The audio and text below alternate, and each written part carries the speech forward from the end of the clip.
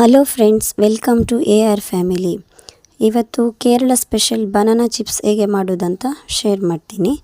ಇದು ಕ್ರಿಸ್ಪಿಯಾಗಿ ಒಳ್ಳೆ ಬೇಕರಿಯಲ್ಲಿ ಸಿಗುವ ಥರ ಟೇಸ್ಟಿಯಾಗಿ ಬರ್ತದೆ. ಇಲ್ಲಿ ನಾನು ನೇಂದ್ರ ಬಾಳೆಹಣ್ಣು ತೆಗೆದುಕೊಂಡಿದ್ದೇನೆ. ಕಾಯಿ ಆಗಿರಬೇಕು, ಹಣ್ಣಾಗಬಾರ್ದು. ಹಣ್ಣಾದರೆ ಚಿಪ್ಸ್ ಎಲ್ಲ ಕಪ್ಪಾಗ್ತದೆ. ಕಾಯಿ ನೇಂದ್ರ ಬಾಳೆಹಣ್ಣಿಂದಲೇ ಮಾಡೋದು ಚಿಪ್ಸನ್ನು. ಮೊದಲು ಇದರ ಸಿಪ್ಪೆಯನ್ನು ಈ ಥರ ತೆಗಿಬೇಕು. ಈ ಥರ ಕಟ್ ಮಾಡಿಕೊಂಡು ಲೈನ್ ಹಾಕ್ಕೊಳ್ಳಿ.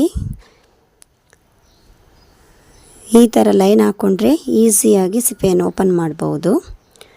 ನೋಡಿ, ಈ ಥರ ಲೈನ್ ಹಾಕ್ಕೊಳ್ಳಿ. ನಂತರ ಕೇರ್ಫುಲಿಯಾಗಿ ನೈಫ್ನ ಸಹಾಯದಿಂದ ಸಿಪ್ಪೆಯನ್ನು ಓಪನ್ ಮಾಡ್ಕೊಳ್ಳಿ.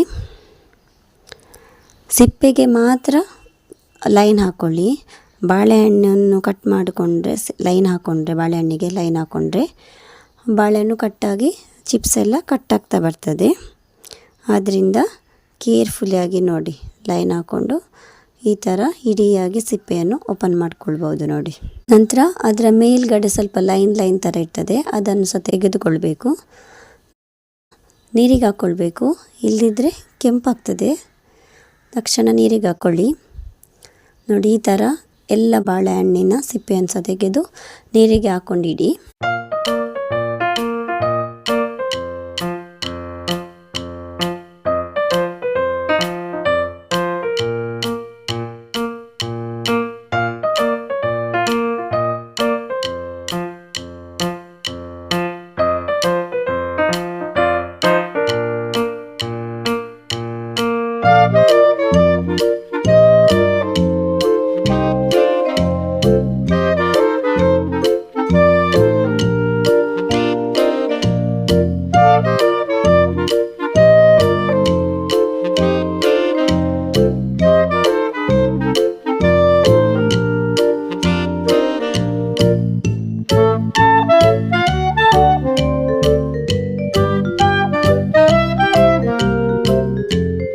ಈಗ ಎಲ್ಲ ಬಾಳೆಹಣ್ಣಿನ ಸಿಪ್ಪೆಯನ್ನು ತೆಗೆದಾದ ಮೇಲೆ ಒಂದು ಬಟ್ಟೆಯಿಂದ ಒರೆಸ್ಕೊಳ್ಳಿ.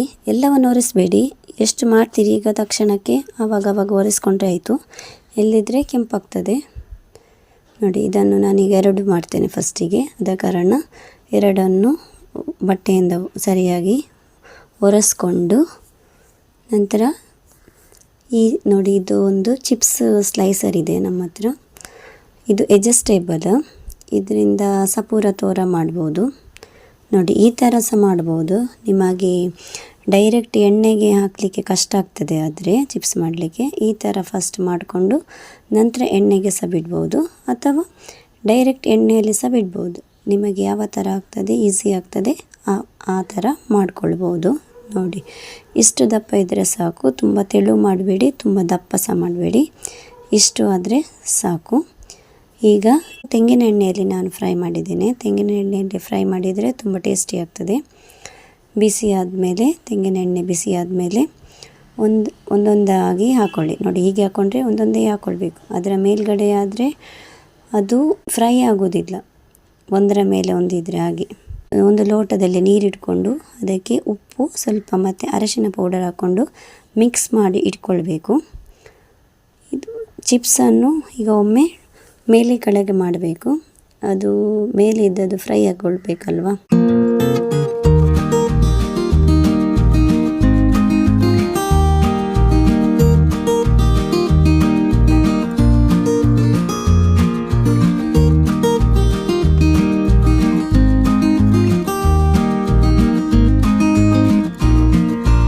ಸ್ವಲ್ಪ ಫ್ರೈ ಆದಮೇಲೆ ನಾವು ಮಿಕ್ಸ್ ಮಾಡಿದ ಉಪ್ಪು ಹಾಗೂ ಅರಶಿನದ ನೀರನ್ನು ಒಂದು 2 ಸ್ಪೂನ್ ಹಾಕ್ಕೊಳ್ಬೇಕು.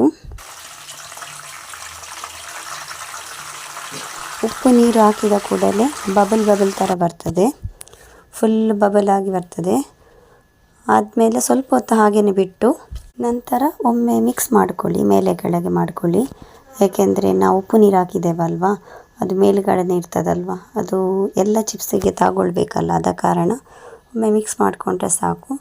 ನಂತರ ಅದು ಫುಲ್ ಬಬಲ್ ನಿಂತದೆ, ಆವಾಗ ಚಿಪ್ಸ್ ಫ್ರೈ ಆಗಿದೆ ಅಂತ ಅರ್ಥ. ನೋಡಿ, ಈಗ ಬಬಲ್ಸ್ ಎಲ್ಲ ನಿಂತಿತ್ತು.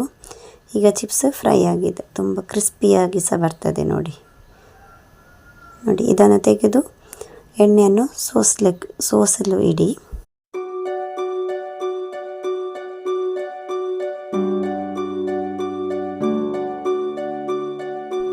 ಈಗ ನಾನು ಡೈರೆಕ್ಟಾಗಿ ಸ್ಲೈಸರಿಂದನೇ ನೋಡಿ ಎಣ್ಣೆಗೆ ಚಿಪ್ಸನ್ನು ಇದು ಮಾಡ್ತಿದ್ದೇನೆ.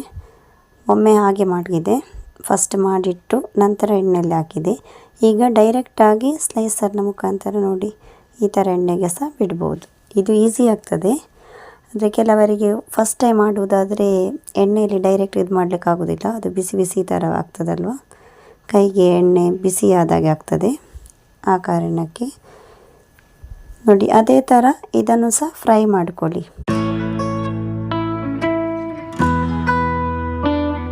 ಎಷ್ಟು ಕ್ರಿಸ್ಪಿಯಾಗಿ ಬಂದಿದೆ ನೋಡಿ.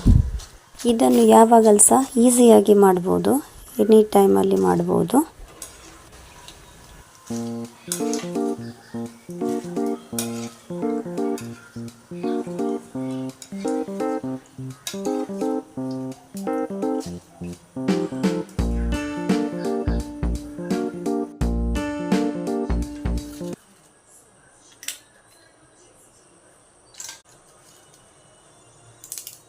Thanks for watching.